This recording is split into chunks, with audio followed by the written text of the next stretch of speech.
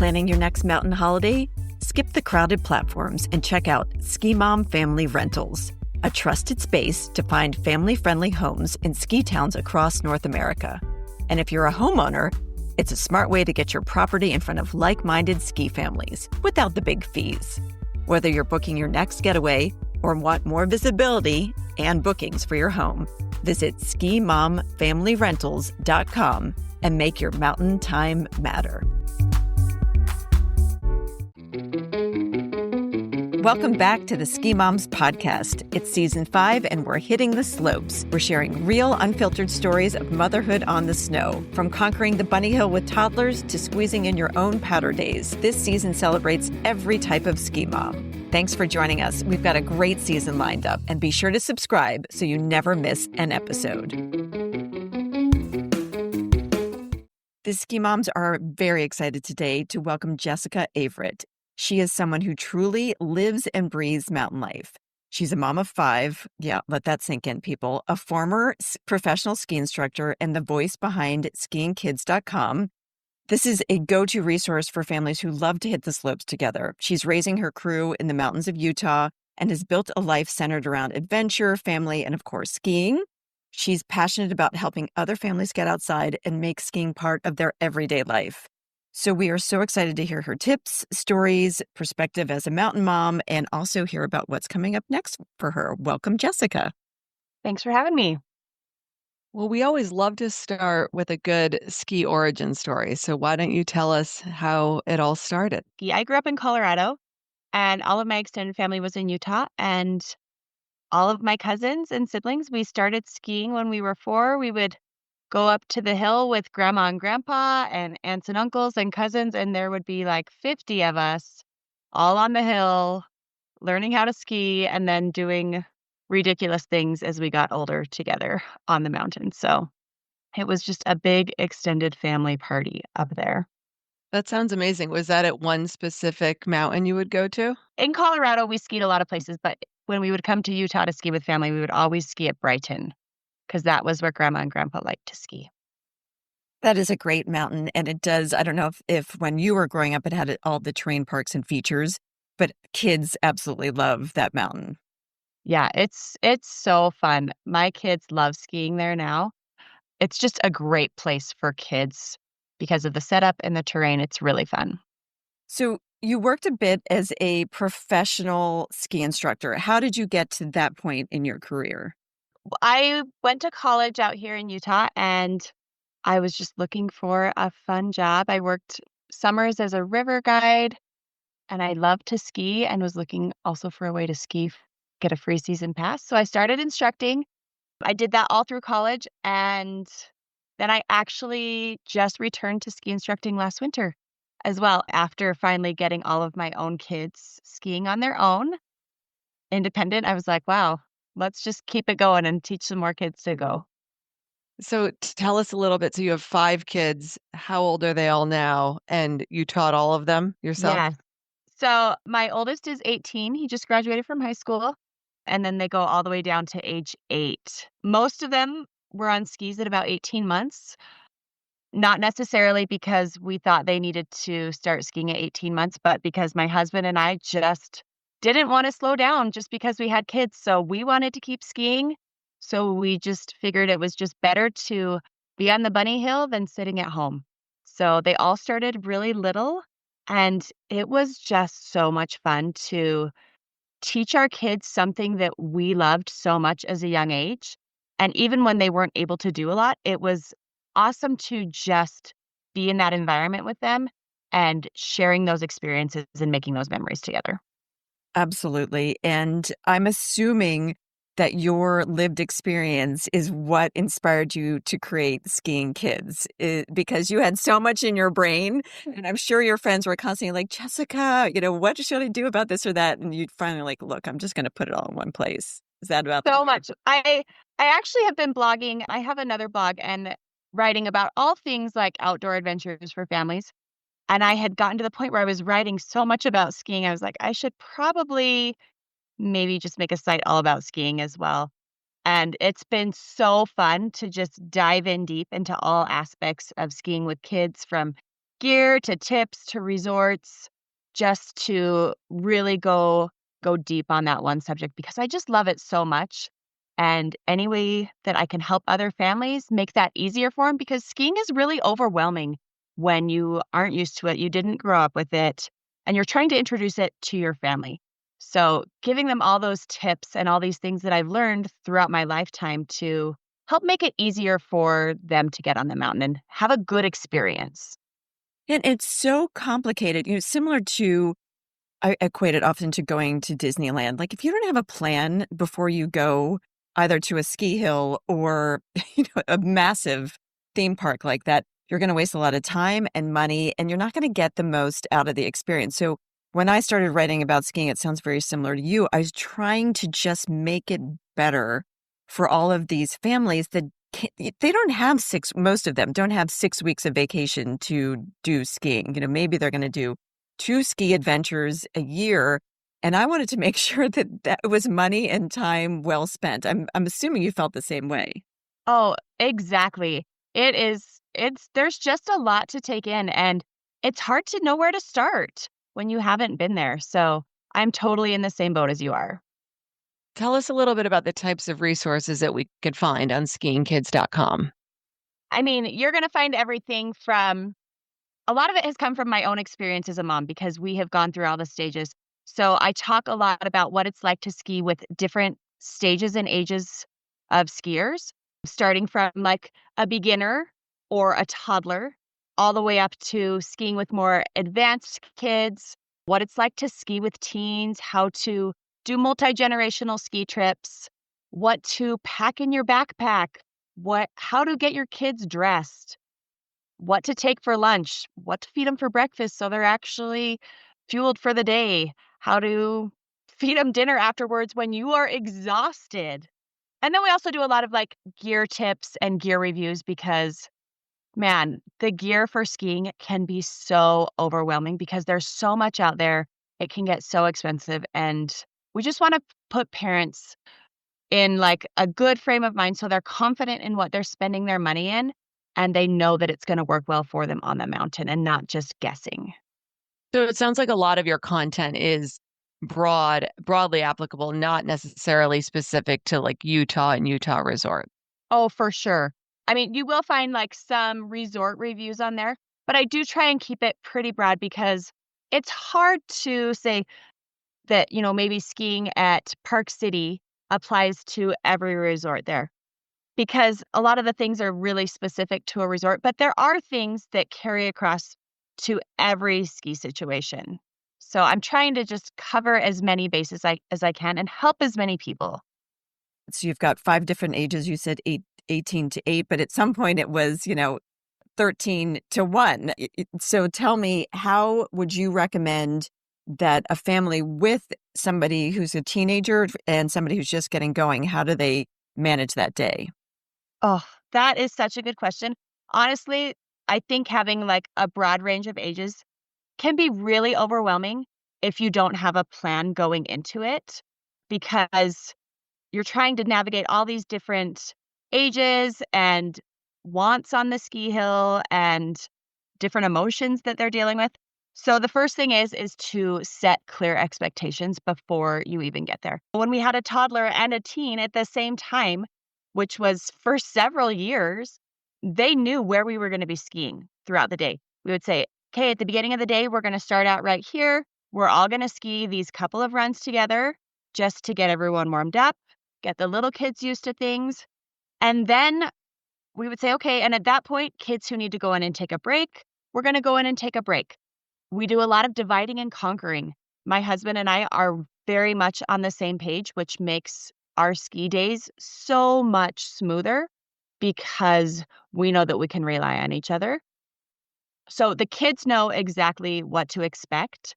And as we're driving up to the resort during the day, we say, "Okay, do you guys have certain runs that you want to ski today or certain types of terrain that you want to ski so that we can make sure that even though we have a big family and lots of different abilities, that everyone ends the day so happy because they got to ski what they wanted to ski." So we set the expectation, we talk to them about what they want, and then My husband and I are just 100% on and focused on kids all day long so that we can make it flow. And then do you have like meetup points where everybody is expected to meet up like for lunch or for après or for snack time so that you can all kind of check in and see how it's going? Totally. For a long time, we would always just make sure that there was one parent with each set of kids. One of us would take the older kids that were a little bit faster, and one would take the younger kids. As our kids have gotten older, they want more freedom. They want to explore more. So our teenagers have phones, which is easier. So we'll say, okay, this is our meetup time for lunch. This is who you have to ski with. And they need to let us know where they're going to be skiing. But we also are kind of navigating this like tween phase right now where our 11 and 13-year-old, they want to go out and ski with their friends. They don't have phones. So we're using the Rocky Talkies that work so good on the mountain. The battery never dies, which is fantastic. And it has really good service for a longer range. So we can feel confident saying, okay, you two can go out on your own or you can go out with your buddies and we'll give you a little bit of freedom. This is where you need to meet up, but this is how you stay in touch with us. So there's always a plan for this is where you meet up, but this is where you get in touch with us if there's a problem. So that has made it a lot easier for us. And are you generally going to the same resort that you're getting very familiar with, or are you guys exploring? We typically ski at the same resort. Park City is only about 15 miles from our house, and so we ski there a lot. Most of our kids' friends are skiing there, so we're always running into friends throughout the day just because we're so close. And so, we'll run into someone and they're like, oh, I want to go take a few runs with Bobby over here. And I'm like, okay, we'll see. We're going to be over here. So meet us at this time or give us a call. And so it makes it really easy because they're really familiar with the terrain. But we'll try and do several days a year at other resorts.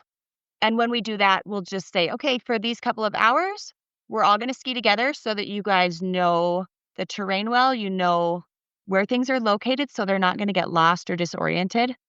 And then we'll turn them loose. And then it gives my husband and I a chance to actually ski together and do some of our own stuff sometimes too, which is amazing. I love that you just used the phrase makes it really easy because I'm just sweating just thinking about keeping track of 5 kids. But I'm thinking logistically, is there like a giant van going to the mountain or multiple vehicles? How do you logistically do this with a family of 7? We drive a huge Ford Expedition. We have to have a big car. Like when you're when you're thinking boots, helmets, poles, and then, the skis on the rack, like it's filling the whole back of our car. And our car is huge. And so that's a reason why we do ski closer to home or on road trips because getting a car that's big enough, like on a ski trip where we're flying, is really logistically difficult. Like we've done a few of those and it's hard with that many people. Yeah, and with that much gear, flying sounds like it's just daunting. So road trips are the thing. It is. And we're lucky to live in the West where we have so many resorts. I mean, in Utah, I can get to like 9 resorts within an hour and a half of my house. Or we can go up to Colorado, Wyoming, Idaho. There's so many options out here in the West that make skiing just really accessible. Yeah, and your road trips, I mean, Sarah and I always feel completely robbed because your road trips, they're beautiful wide highways, I-70 aside, which we both have like a white hot hatred of I-70. But, I feel ya. yeah, when you're driving, they're pretty good about clearing the roads. People know how to drive in snow for the most part. It's so much more relaxing than trying to deal with an airport. Yeah, we're pretty spoiled out here, so we love that aspect. We actually we lived in Colorado for a long time, and we specifically moved to Utah because skiing was so accessible and so family friendly out here. You specifically moved because I-70 is the worst. It actually is the worst. I do have a question. Anywhere along the way of the 5 kids, did somebody's interest wane? And you had to do like some motivational talks like, this is what we do, guys. We haven't pushed for like, we need you to accomplish these skills by this time, and you need to be skiing this terrain at this age. Our whole goal has been to just keep it fun and positive the whole time because my husband and I both love to ski. We actually met on a chairlift. And so like it's been like a huge core of our relationship the whole time. And one of our biggest fears, truthfully, is that our kids are not going to love to ski. And so we have made it a low pressure, fun environment, which has worked so well for our kids. They have thrived. They are fabulous skiers. But that being said, our oldest, when we were starting our youngest out on skis, he had just turned 12, and we have this toddler. We also had a 4-year-old. I think our fourth was 4, and his younger brothers, they were still very much in that beginner learning phase, and he got really frustrated, and he decided that he was gonna be a snowboarder.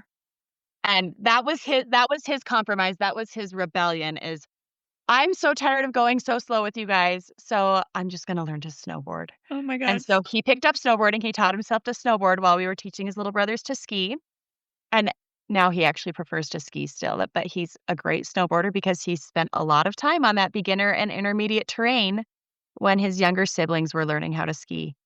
But we like, almost every time we go skiing, we have almost all the kids go because they just love it. It's so fun.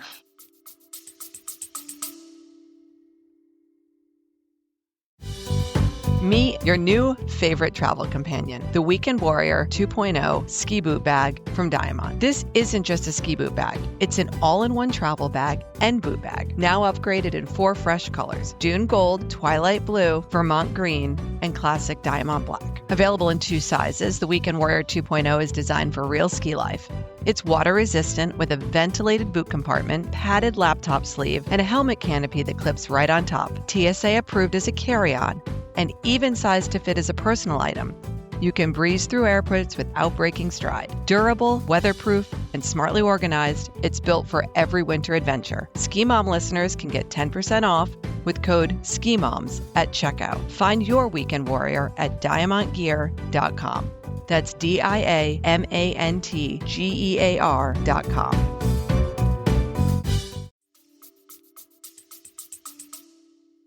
I'm imagining, though, the younger ones probably couldn't stay out as long, like make it all day. Was there like nap time happening back in this giant car?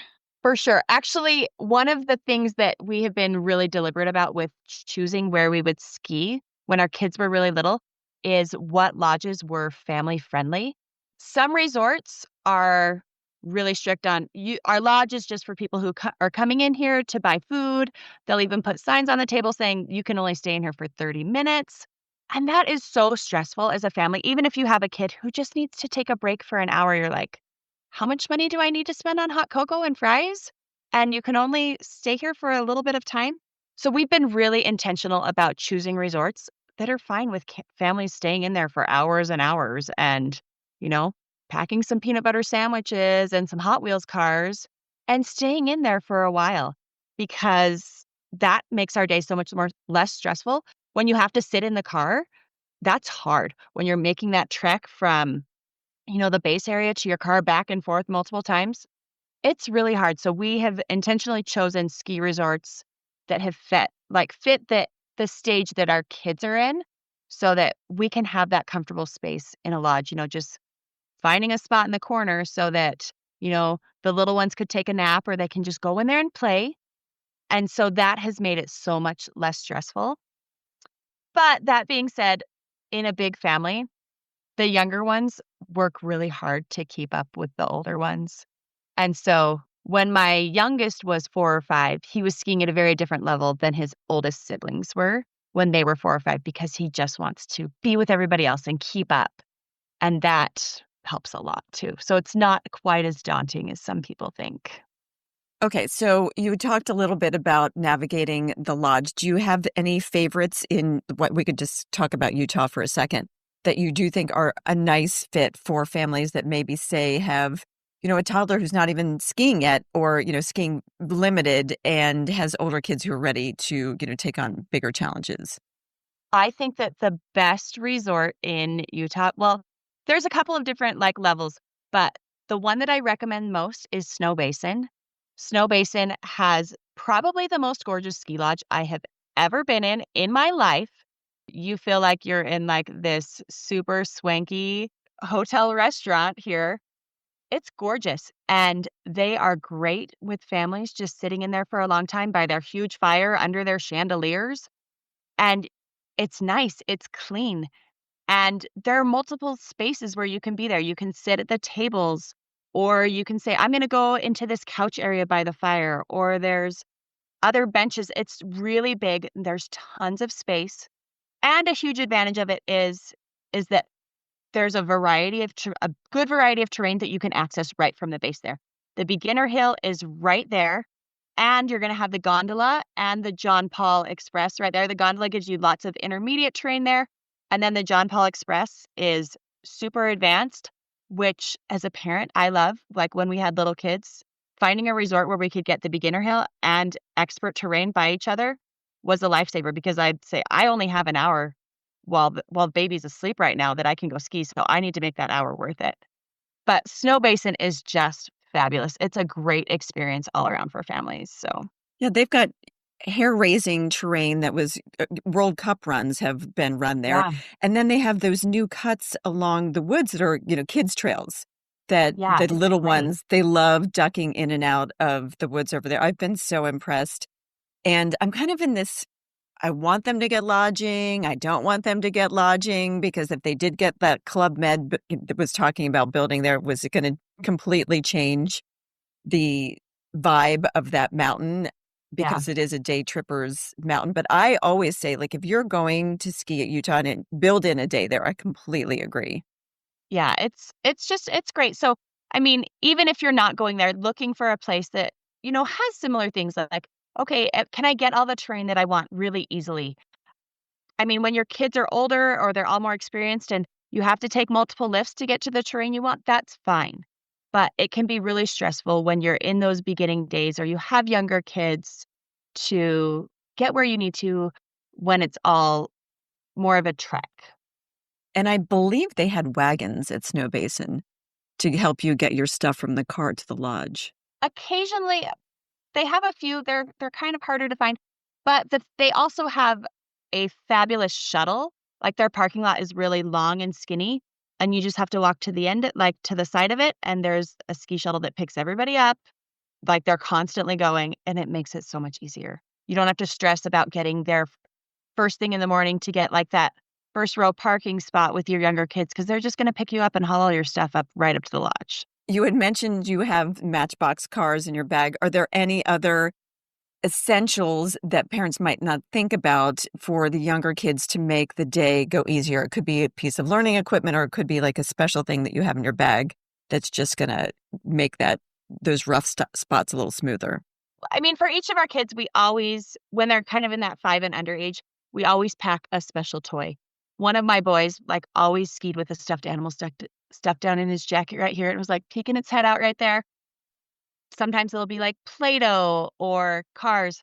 But the thing that I think most parents neglect is treats, because that is the savior of any ski day with small children, is having treats in your pocket. I always have small treats in my pocket. My teenagers ask me every lift right up if they can have a treat. It's like I'll give them like 3 M&Ms, and they think it's the coolest thing ever still. But my kids know, like, if they had a good attitude and had fun on the ski run, that they're gonna get a treat every single time they get on a lift, and that is a game changer. In terms of, like, gear or equipment, I think the most underrated and misused piece of equipment is the kids' ski harness. It is not to be used like a dog, you just imagine, a 10-year-old walking a dog with his skateboard and, just having him pull it down. I think it's often used wrong, but I think that the little handle on the back of it is the best thing that parents can use. We make all of our kids wear one until they are tall enough to get on the lift all by themselves, because I just use it to hold on to them on the chairlift and not stress, because those chairlift rides are stressful with little kids who are squirmy. Yeah, why don't you describe that device that you're talking about for people that haven't seen it before? It's just a little chest harness that goes on the kid. It has a little handle on the back of it, and you can use that either to grab them if they're, like, going too fast and you need to, like, slow them down. Several of them have little straps on the back that are kind of like a leash, I think you have to really learn how to use that properly before you take your kid on the mountain because it can create some really bad habits. But just for that handle to boost them up onto the lift without breaking your back and to get them through some of those tricky, if you're going across a cat track and they just need that little boost and you just need to grab onto them, it is fantastic. And they only cost like $30. So it's money well spent. So I do want to jump into your teaching and your skill building aspect of what you do. I think there are many parents out there who are daunted by the pricing of group lessons. They're daunted by the pricing of private lessons. What do you have available that's right now and that's coming up that could help parents who are in the boat and that would like to maybe build some skills in their kids on their own and don't necessarily want to go the ski school route for everything? Oh, I love that you brought that up. That actually is one of the things that is the hardest thing about getting your family into skiing is teaching them how to ski. And I think that many parents feel really underqualified because they're like, oh, if the ski school is costing $400 or $500 a day for a group lesson, which is not unheard of, unfortunately, like this must be really hard. You must have to be really well trained. You have to have all this specific knowledge, which really it's not true. To teach your kids to ski, you have to have some basic skills and you need a few tricks up your sleeve on what you can teach them and a good dose of patience. But I really believe that most parents who are solid intermediate skiers can teach their kids those basics of learning to ski. And that's where they just really need that boost. They need that confidence and they need those basic skills so they can get out there and start practicing. Just been so passionate about that for so long. So I actually have a book and a course that are launching on how to teach kids to ski that are going to give parents or other instructors or adults the tips and tricks that they need to confidently get out there on the slopes and teach kids how to ski. So it's going to include games and tips and skills and progressions that you need to teach so that you have a framework so that you can confidently go into that without having to remortgage your house. Because I think that skiing is great and it's done so much for me and for my family. And it's hard to see the industry shifting to one that feels not as accessible for everyday people. And I think people feel pressured to put their kids in ski school because they don't realize that there's another option. They don't know that they have the skills and the knowledge to get their kids to the point where they can put them in ski school. And so what we typically do is, and what we tell our friends to do is we'll say, okay, here are the skills that you need to teach on day 1, on day 2, on day 3, and do that to the best of your ability. And if you can't do that, ski school should be your backup, not your first option. Because if you're looking at something that's so expensive, like for our kids, like to put them in ski school, I'm like, that's like $2,000 a day. And that's only one day. And so we just want to make it more accessible for people. And then, if your kid's really hitting a wall or they can't figure out a skill and you're feeling so frustrated, when you get to that point where you're frustrated or you don't know how to help them, that's when you should sign them up for ski school and say, hey, let's put you in for a day right here. And that's exactly what we've done with our own kids. Said, okay, we're going to try all the things that we can. And when you can't do that, or we're not connecting, or the way that I'm saying this isn't the way that you need to hear it, then we're going to get some extra help. You mentioned the harness. The one I used to have was called like Lucky Bums. Are there some other go-to tools for if we are teaching our own kids to ski? An edgy wedgie is something, if you have a very beginner who is under the age of 6, you need to have that in your pocket, even if you're not going to end up using it. It costs you $10 and it can save you from so much tears and frustration in those first beginner days. If you maybe have a 4 or 5-year-old, it could be weeks or months if you have a teeny little toddler who's just learning. So getting that edgy wedgie is fabulous. If you have a teen who as our kids have gotten older, I don't know if you guys have experienced this too, it's harder to get them instruction outside of like a ski program as they get older. And one of my kids was just having a really hard time hitting a wall and she was 14 And that's kind of a weird age in ski school because a lot of ski schools don't have kids programs for that, or teen programs are pretty limited. But a 14-year-old doesn't want to be in adult lessons with 40-year-olds. So she was a pretty good advanced intermediate skier, and we actually got her the Carve 2 little AI ski thing that you put on your boot. And wow, I think every teenager who is at least an intermediate skier should have that because it like gamifies skiing. It gives them all these little tips because they don't want mom and dad to tell them what to do. But if their cool little AI voice in their headphone tells them, suddenly they're listening and they're getting that direct feedback all the time. It's amazing for teenagers or adults. But once you get to that intermediate phase. So I've tried Carve and I did like it, but hear me out on this. It cannot be used on crowded days because you're hearing like the ding, turn, and it's not taking into account that there are humans, Right. all across the course. They're like, oh, you've not connected your turns. You're like, if I connected that turn, there would be carnage all over the hills. So I will say I found it challenging because you need such wide open space in order to accomplish it. But that being No, said, that's a good point. True. Yeah. that being said, it is a great way to get feedback on the mountain. And I completely agree. Many, like after you're 13, they're lumping them in with adults, and no 14-year-old wants to be skiing with, even 20-year-olds. They Right? just, yeah. So definitely calling ahead, looking to see how the mountains break up their groupings is really helpful. And I know at our local mountains, those kind of junior ski patrol, those junior instructors were often really helpful too, because if it was paid, it was much lower price than those Yeah. weekend programs because they wanted the kids to become filling in the pipeline of eventual employees. And they were still gaining really good skills because a lot of this stuff is pretty technical that they're learning when they're learning to teach other people or they're learning to be a ski patroller. So I always put that out there for the kids that are sort of in that 14 through 16 age group as well. Many mountains, smaller mountains, have those programs. Yeah, those are not as common out here in Utah, like those programs. And so I think a lot of it just depends on your area and just finding out what the options are. And sometimes they're not well advertised. So you have to call and say, okay, what are your options for this age or for this situation that my kid's in? And just because it's not out there doesn't mean it's not available. And I found that if you call ahead to mountains, they are so willing to help you. Talked a little bit about Brighton. We've talked a little bit about Snowbasin.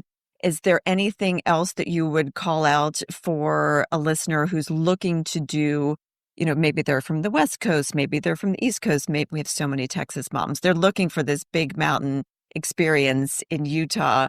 And obviously Park City is the one everybody knows, the big old mountain. But are there other places that you think should be on our radar when we're planning our Utah adventures with family? Oh, I think one that is really underrated is Solitude. Solitude is so family friendly. The terrain is really well spread out, and just the way that the mountain is set up really caters well to families. And just because it doesn't all funnel just into one spot, that makes it so much safer when your kids are learning to ski. As a mom, the most terrifying thing is skiing in crowds because you're just scared that your kids are going to get plowed over by someone because they're not going to see them or someone out of control. So you always feel like you're like constantly on edge trying to make sure that your little kids or your kids who are learning are okay. So finding places that don't just have one base area that are a little more spread out at the bottom can make it feel so much more comfortable for families. And Solitude is really great for that because it has a couple different little base areas there. And so that's a great one as well. Brian Head is a good option as well if maybe you're doing like a national parks trip and you're going to say, "Hey, I want to do something besides just skiing." You could go to Zion down in southern Utah, and then it's like an hour and a half away to get to Brian Head there. And if you can time it when the skiing is good, it's amazing. But Brian Head is also incredibly affordable. It's on that Powder Pass there. where kids 12 and under get a free season pass every year. And if you book your lift tickets ahead, they can be so cheap. We're talking like $30. So that's a really good option if you're trying to get a little bit of variety in your Utah trip there, but you also don't want to break the bank. Do you have some tips for, you have a lot of gear for your family. What are some tips for, getting everybody kitted out without breaking the bank? That is such a hard one because it's a really tricky balance between getting good gear and like spending a ton of money. So our philosophy is that lucky for our oldest son, we always invest in good outerwear. Outerwear is where we spend our money because you want your kids warm and you want them dry. So that's the place where we spend our money. Our kids are always skiing on used skis and gently used boots, but their coat, their snow pants, and their gloves are really waterproof and good quality so we're investing in those and we're going to pass those down through all of our kids. For base layers and mid layers, you can go for more budget options. You want something that's going to keep them warm and is going to wick the moisture away, but that's where you can go for some more budget options. Don't skimp on coats or ski pants. Those ones you're going to see at Costco for $30 are really cute and they're tempting and they're not going to last. And it's going to make your kids' ski experience so much less pleasant because they're going to be cold, they're going to be complaining, they're not going to be comfortable. So get them good outerwear. And what would be some of your go-to brands for that? Our go-to for really waterproof stuff is Akova. It's great. They have a system. You know how like little kids' pants have like a system where they have the button in the waist and the elastic so it can get bigger and smaller?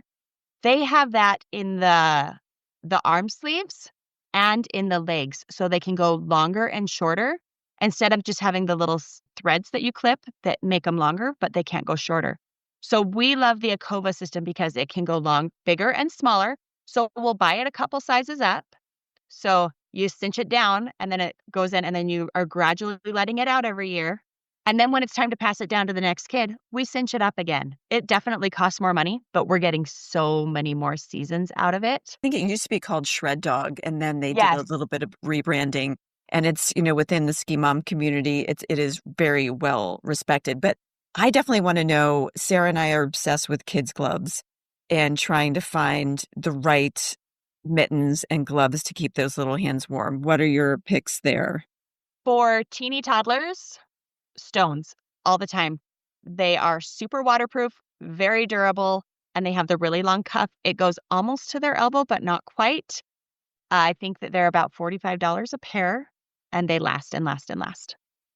The second one that we use for older kids and for like adult sizes too. They just started making adult sizes. So my 16-year-old is wearing their adult ones. Chopper Mill. They're a all leather glove or mitten. They are so warm, so waterproof. They're made by this hockey mom in Minnesota, and they are amazing. They cost a little bit more than the Stones. Stones only go up to size 8 for kids. Chopper Mill goes up to they have like a full range. But the awesome thing about Chopper Mill is that if your kid loses one glove or one mitten, sorry, they make mittens, they will send you a free replacement. How often does your kid lose one and then you're like, well, there's $100 down the drain? They send you a free replacement. How amazing is that? Sarah, we got to hunt down that mom in Minnesota. Hockey mom, Minnesota, mitten replacement. I mean, this is like our Venn diagram of all the things we want to follow up on. Those are great recommendations. What does storage look like? And in the morning, we want to know, is there like an assembly line? Does everybody have a hook where their gear goes? What do you do with the soggy stuff when you come in? That's a lot of, let's see, 2 times 7, that's 14 mittens that are coming in at the end of the day. What does it look like? Okay, so we get nothing ready the morning of. Everything gets ready the night before. Because, I'm dragging teenagers out of bed. Like, if you've met a teenager at like 6:30 a.m. on a Saturday morning, you're getting nothing out of them. So all the gear gets piled up like set next to the back door the night before. So everything is well organized there. In our basement, we line up all the ski boots. So we'll put one kid in charge of, okay, you are in charge of grabbing all the ski boots, and they can see, okay, if there's anybody's there, I didn't get them all. So they're taking those and they're putting them by the back door, and we'll put them in the car first thing in the morning. We have a bin that keeps everybody's helmets in. Helmets and goggles always stay in there. In our coat closet, we have one of those, like, the over door, like, shoe hanging organizers, and it has 7 rows in it. And it has everyone's mittens, their face warmer, and then any other little extra thing that they wanna take. Like, one of my kid likes to put his helmet cover in there. Another one has little hand warmers that she always wants to ski with. And so we just always store our stuff right there, and we clean it out every time. We just have a bag, we just pull it all out, toss it in the bag, and if it's empty, you got everything you needed to get. So we make it easy for the kids because we say, okay, here are the couple of things that need to get grabbed. We don't keep extras out. We have another place where we store those. So they know that they just have to grab everything so that they can be responsible. So I can say to my 8-year-old, you're in charge of getting everybody's neck warmers and gloves and extras. And he knows that he just has to take everything out of the little organizers, toss them in the bag. He doesn't have to think or guess or ask, but just grabs it all and throws it in the car. And then at the end of the day, it looks like a tornado hit my house with gear drying. We got a hedgehog dryer last year, which has been a game changer for just drying out gloves and stuff. Because I think we can fit, like, I don't know, maybe 5 pairs of gloves on it, which is about all we need to dry because not everything's getting What's a moved that much. hedgehog dryer? I'm going to have to Google this. A hedgehog dryer, it's made by this mom in, like, Norway or something, who also has 5 children, I believe, and just needed a way to dry all their stuff. And so it's this dryer, and it just hangs, and we just plop everybody's stuff on it, and it makes my life so much easier. You just leave them there. A couple hours later, you grab them and put them away. Okay, I just Googled it. We got to find her too, Sarah. We got a mission now. Got to find a Norwegian mom. It's a really great product. Well, we are so psyched that you have shared all these great tips with us. But one of the last questions we always like to ask before we let you go is, what does après ski look like for your family? And maybe you can give us 2 versions. Like, we know you're doling out M&Ms, so maybe there's treats for the kids. But let's say that you got to just hang out with your husband for an après ski. What would that look like too? Oh, if it was just my husband and I, we would just sit by the fire. We would find a fire and have hot chocolate with just a massive amount of whipped cream on it and no one talking to us. But with our children, après ski is not much of a thing. It's, okay, how do we get home before somebody has a meltdown and get all the gear put away? So what we do is we drive home because we're not too far from the mountain here. We drive home, and one parent is in charge of making sure that all the kids unload the car and dry out, like, put all the gear out to dry. And the other parent goes and picks up pizza every single time. And if you helped to put your gear away and you didn't complain, you get pizza. And if you didn't help, you have to make yourself a peanut butter sandwich for dinner. They all make about 1 peanut butter sandwich per season, and then they know that we're serious, and then they get pizza the rest of the time. I love this justice in Utah. It's so good. So for those of us that want to follow along and deep dive into all of these expertise, where can we find you and what you're doing?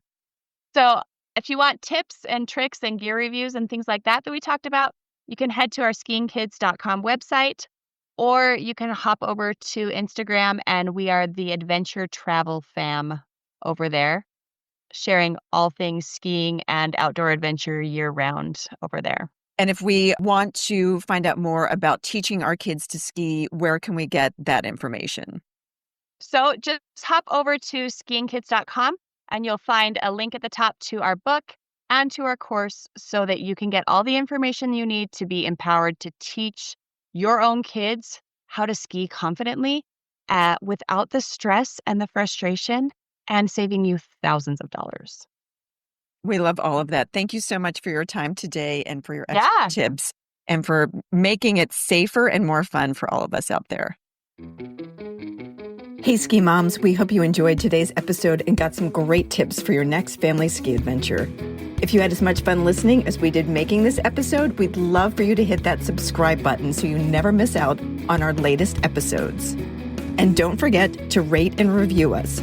Your feedback helps us bring you more of the content you love and helps other ski moms find our podcast. Plus, we love hearing from you. So whether you're on the slopes or just dreaming of your next snowy getaway, stay connected with us. Follow us on social media, share your favorite episodes with your friends, and let's keep this awesome community growing. Hey, Ski Moms, if you're craving that classic holiday magic, it's time to visit Ulster County. Hop aboard the Polar Express in Kingston, shop local at the Made in Kingston Market, or stroll the Woodstock Holiday Open House under twinkling lights. Want more festive fun? Check out the Jingle Bell Dash, a German Christkindlmark, and a Frosty Fest that's straight out of a snow globe. There's even a gingerbread competition at Mohonk Mountain House. And yes, Bad Santa Con is real and hilarious.